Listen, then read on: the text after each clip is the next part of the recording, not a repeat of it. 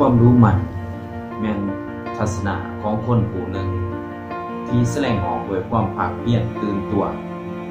และตั้งหน้าเฮ็ดเวียกอย่างสม่ำเสมอ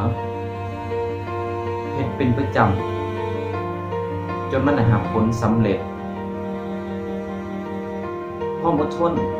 เป็นคุณสมบัติที่จำเป็นของคนเฮาย้อนมีความรู้มันอดทนเฮาจึงจะสามารถ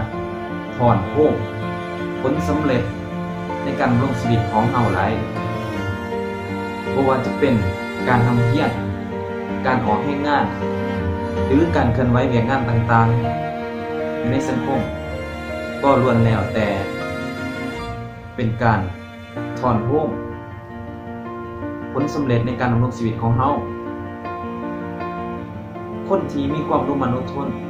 ถึงว่าเขาจะพบกับความยุ่งยากลำบากปานใดก็ตามแต่เขาก็ต้องตัดสินใจผ่านและเชื่อมั่นในความพยายามของตนเองอยู่เสมอนั่นแหละคือความรู้มันอดทน